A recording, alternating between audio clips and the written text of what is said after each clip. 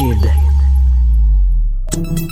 Salut, c'est Charles Dran avec l'équipe dans 5 minutes. On s'intéresse aux sciences, à l'histoire et à l'actualité. Aujourd'hui, on parle de beurre d'arachide.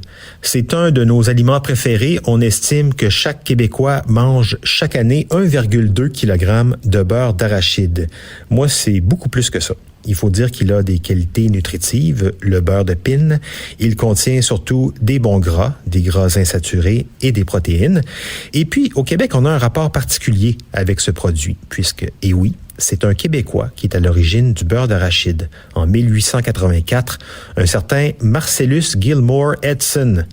Même si on peut pas vraiment dire qu'il en est l'inventeur officiel, c'est une drôle d'histoire, en tout cas, à cheval entre le Québec et les États-Unis. Comment a été inventé le beurre d'arachide?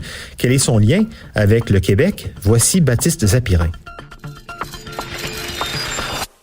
Marcellus Gilmore Edson est né le 7 février 1849 à Bedford, en Estrie, et il a vécu ensuite à Montréal, des coins où il ne pousse pas beaucoup d'arachides, mais que voulez-vous, même à l'époque ça faisait déjà bien longtemps que les peanuts d'Amérique du Sud avaient été rapportés par les conquistadors européens et propagés dans le monde entier. On a très peu de détails sur la vie d'Edson, mais on sait qu'il devient chimiste et pharmacien. Et donc qu'en 1884, il dépose un brevet particulier au United States Patent Office, le bureau américain des brevets et des marques de commerce, le brevet du procédé de fabrication du peanut candy, la confiserie à l'arachide. Alors on sait ni comment ni pourquoi il a eu cette idée-là, peut-être que monsieur le pharmacien cherchait à fabriquer une douceur molle pour ses patients qui avaient des problèmes de dents. Peut-être, on sait pas. Dans sa demande de brevet, voici comment il décrit son procédé. On grille des arachides et on les broie entre deux surfaces réchauffées à une température de 38 degrés Celsius, 100 degrés Fahrenheit. Une fois refroidi, ce produit, décrit Edson, a une consistance comparable à celle du beurre, du lard ou d'un onguent. Cette pâte d'arachide peut ensuite être combinée à du sucre et utilisée comme une pâte aromatisante pour réaliser des confiseries et des bonbons. Le brevet lui est accordé le 21 octobre 1884. Donc ça y est, fin de l'histoire, c'est un Québécois qui a inventé le beurre d'arachide, vive le Québec libre et en route pour l'indépendance? Eh bien non.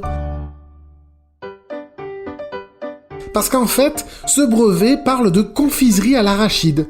Mais il n'existe aucune preuve qu'Edson ait vendu commercialement ou même présenté son peanut candy comme du beurre d'arachide. Et au final, le beurre de peanut, breveté et commercialisé avec ce nom, c'est un Américain qu'on le doit. Et pas n'importe qui, John Harvey Kellogg. Ben oui, l'inventeur des céréales, là, les Kellogg's Cornflakes.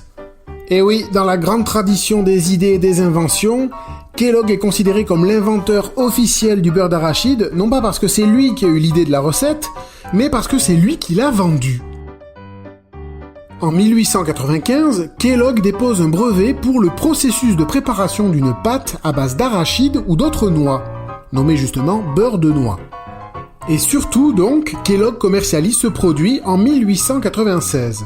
Et là, la messe est dite, plusieurs entreprises aux États-Unis commencent à en produire. L'Encyclopédie canadienne... Oui, parenthèse, l'Encyclopédie canadienne a un article consacré aux Québécois à l'origine du beurre d'arachide, signe que, bon, les Américains, ils ont peut-être le sens des affaires, mais nous on sait bien que le beurre d'arachide a été inventé chez nous. Fin de la parenthèse. Donc, l'Encyclopédie canadienne nous dit que l'expression beurre d'arachide aurait été utilisée pour la première fois en 1897 dans le Chicago Daily Tribune, et que, au début du XXe siècle, il devient un produit alimentaire de base dans les foyers américains. Et puis, au début du XXe siècle, la recette du beurre d'arachide est améliorée par un inventeur noir américain assez connu, George Washington Carver, à qui certains ont même attribué à tort l'invention du beurre d'arachide. En fait, il a ajouté de la mélasse et davantage de sucre dans la préparation pour en améliorer le goût. C'est déjà pas mal comme contribution. Le beurre d'arachide se fera ensuite connaître ailleurs dans le monde après la Première Guerre mondiale de 1914 à 1918. Mais bon, c'est vraiment aux États-Unis et au Canada qu'il s'est imposé comme un aliment de base. Et au Canada, c'est au Québec qu'on a l'air d'y être le plus attaché, puisque un sondage de 2014 de la firme Ericsson disait que 85% des Québécois sondés avaient une personne de leur famille ou plus qui consommait au moins une fois par semaine du beurre d'arachide, contre 78% dans le reste du Canada. Ça doit être le froid, ça. C'est un climat qui se marie bien avec les calories du beurre d'arachide. Oui, et si vous vous demandiez, pour remplir un pot de 340 grammes de beurre d'arachide, il faut 540 arachides. Et quand on sait que les Québécois en mangent en moyenne 1,2 kg par an et par personne, on a fait le calcul, on a besoin pour ça tous les ans au Québec de 16 milliards de petites pinottes. Merci donc aux Péruviens et à d'autres peuples d'Amérique du Sud d'avoir été les premiers à en cultiver il y a de cela 8000 ans. Merci aussi à Baptiste Zapirin. C'était en 5 minutes.